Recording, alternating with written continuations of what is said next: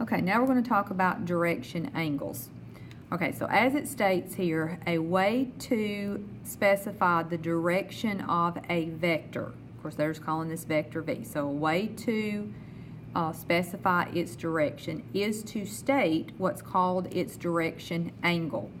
So the direction angle is the angle theta that the vector makes with the positive x-axis. So it's kind of like standard form where we had learned how to draw angles back earlier, because you always start at the positive end of your x-axis.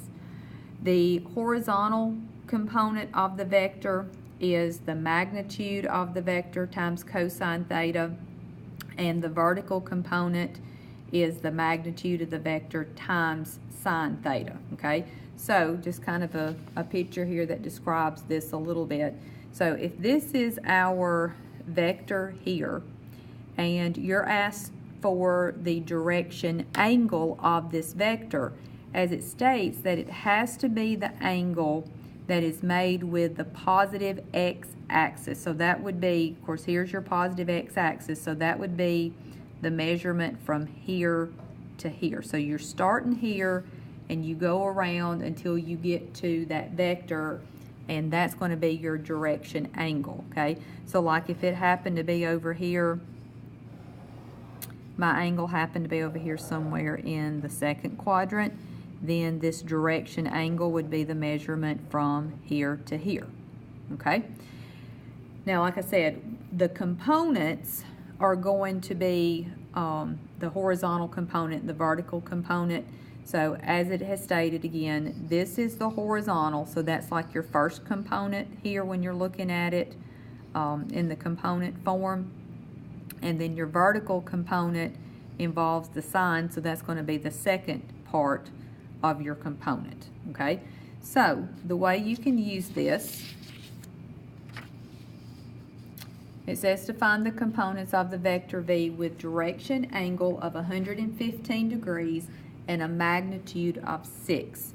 So I've sketched off an example here of what this is describing. So if you were to measure off 115 degrees, remember you have to start here from the positive end of the x-axis. Of course, going from here to here is 90 degrees. So then going a little bit more into the second quadrant, this would be 115. And of course, magnitude is length. So if this is my vector, then I'm saying that it has a length of 6. Now, I want the components of this vector, okay? So just like you're writing it in component form, and you're just wanting to know what is that first number and what is that second number. So if you know angle and magnitude, then you can use this formula right here that I just had up here. So like this is your formula to find this component form. So for this particular problem,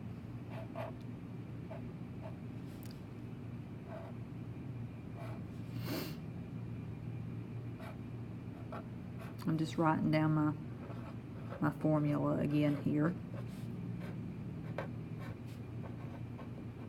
So now let's plug in our numbers. Okay, so I know that the magnitude of my vector is 6. And I know that my angle is 115.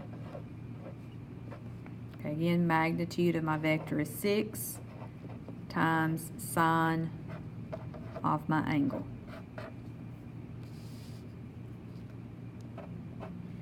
Okay, so this is going to be your first component. Of course, they refer to the first component, typically as A. So from here, we'll say A is about, and then you enter this in your calculator. So you would have 6 cosine 115. Of course, you'd want to make sure that your calculator is in degree mode. So 6 times cosine of 115 would be approximately negative 2.54.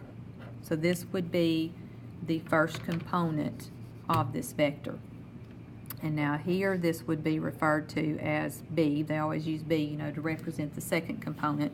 So now you just do 6 times sine of 115, and that would be approximately 5.4 4, 4.